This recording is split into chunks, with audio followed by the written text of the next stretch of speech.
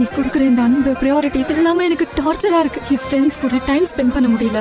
உன்னை கேட்டுதான் நான் சாப்பிடுறேன், நீ சொல்லிதான் நான் தூங்குறேன். ஒரு ரெஸ்ட் ரூம் போனா கூட உன்கிட்ட சொல்லிட்டு போற மாதிரி தான் இருக்கு. டார்ச்சரா இருக்கு எனக்கு. என்னால உன் பாசத்தை அக்செப்ட் பண்ண முடியல. உன் லவ் எனக்கு சுத்தமா பிடிக்கல. பர்டிகுலர் ரீலுக்கு கீழே நிறைய கமெண்ட் என்னன்னா, இந்த மாதிரி பாய் ஃப்ரெண்ட் வந்து எனக்கு இல்லையே அப்படிலாம் நான் நிறைய கமெண்ட் பார்த்தேன். சின்ன ஒரு ஸ்டோரி சொல்றேன். ரக்ஷன் வச்சுக்கோங்க அந்த பையன் பேரு, ஓகேவா? அந்த பொண்ணு பேர் என்ன வைக்கலாம்? திவ்யான்னு வச்சுக்கலாம். ரக்ஷன் எப்படின்னா இந்த லவ் அது மேல எல்லாம் பெரிய இன்ட்ரெஸ்ட் இல்லாத ஒரு பையன். அண்ட் திவ்யாக்கு வந்து ரக்ஷனை ரொம்ப பிடிச்சிருக்கு. என்ன பண்றா திவ்யா? ரக்ஷன் கிட்ட போயிட்டு ப்ரொபோஸ் பண்றா. ரக்ஷன் வந்து இல்ல எனக்கு வேண்டாம், இப்போதைக்கு எனக்கு இன்ட்ரெஸ்ட் இல்ல. திவ்யா ஆனா விடாம என்ன பண்றா, இல்ல எனக்கு ஒன்னு பிடிச்சிருக்கு, நான் கூட இருந்தா நான் லைஃப் ஃபுல்லா இருப்பேன். நான் ஒரு கொஞ்ச நாள் கழிச்சு ரக்ஷனை வந்து ஓகே சொல்லிடுறேன். அதுக்கப்புறம் வந்து ரெண்டு பேரும் காதலிக்கிறாங்க. ஒரு 1 இயர் போகுது. திவ்யா வந்து ஓவர் ரக்ஷன் மேல பாசம் அவ்வளவு வைக்கும் போது ரக்ஷனுக்கு ஒரு விஷயம், நம்மள ஒரு பொண்ணு இவ்வளவு காதலிக்கிறாளே. ரக்ஷன் திவ்யாவை ரொம்ப ரொம்ப அளவுக்கு அதிகமா காதலிக்க ஆரம்பிச்சு. அப்படியே காலம் போக போக ரெண்டு பேரும் பாத்தீங்கன்னா காலேஜ் முடியுது. திவ்யாவுக்கு வந்து பாத்தீங்கன்னா சென்னையில வேலை கிடைக்குது. இவங்க வந்து கோயம்புத்தூர் இந்த கப்பிள்ஸ் வந்து, பட் ரக்ஷனுக்கு வந்து கோயம்புத்தூர்ல தான் ஒர்க்.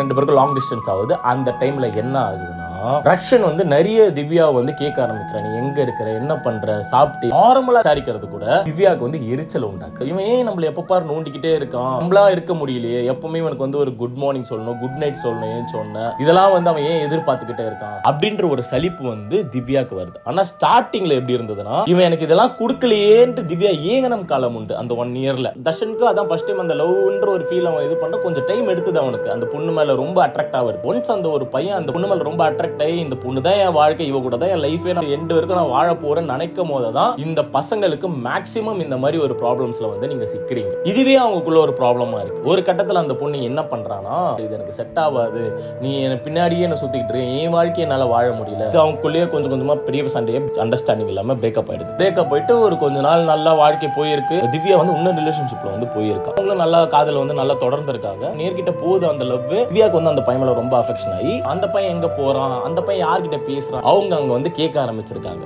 யாரு? திவ்யா. இப்ப எப்படி வந்து ஃபர்ஸ்ட் லவ்ல ரக்ஷன் பண்ணணும், அது இப்ப அப்படியே திவ்யா பண்ண ஆரம்பிச்சோன்னா அந்த பையன் பெருசா கண்டுக்கல. எதுவுமே கண்டுக்காம என்ன பண்ணிரு, கொஞ்ச நாளுக்கு அப்புறமா தெரியுது ஊர்ல அவனுக்கு ஒரு கேர்ள் ஃப்ரெண்ட் இருக்குன்னு. சோ திவ்யா வந்து இங்க ஒரு ஆப்ஷன் சென்னையில ஜஸ்ட். அன்னைக்கு திவ்யாக்கு என்ன தோணுச்சுன்னா, ரக்ஷன் கிட்ட நம்ம தப்பா பாயிட்டோம், இந்த மாதிரி ஒரு பையன் நம்ம பின்னாடியே சுத்திட்டு இருந்த பையனை வேணான்னு சொல்லிட்டு இன்னொரு ராங்கான பர்சனை சூஸ் பண்ணிட்டோமோன்ட்டு அவங்க அன்னைக்கு ஃபீல் பண்ணிருக்காங்க. நான் இந்த ஸ்டோரியில இருந்து நான் என்ன சொல்ல வரேன்னு உங்களுக்கு புரியுதா? பாதி பாசம் தான் நம்ம தரணும். இந்த லவ்ல ஏமாந்துடும், அடுத்த லவ்ல நம்ம போகும்போது கரெக்டா இருக்கணும். இந்த ஒரு பாதி லவ் தான் நம்ம கொடுக்கணும். அப்படிலாம் முடியாது. ஒரு பொண்ணை நீ காதலிக்கிற, ஒரு பையனை காதலிக்கிறியா, அளவுக்கு அதிகமா அவங்க மேல பாசம் வச்சிருவேன். கணக்கெடுத்து பண்ற கெமிக்கல் ரியாக்ஷன் எல்லாம் கிடையாது. காதல் இதுவே ஒரு ரியாக்ஷன் தான்.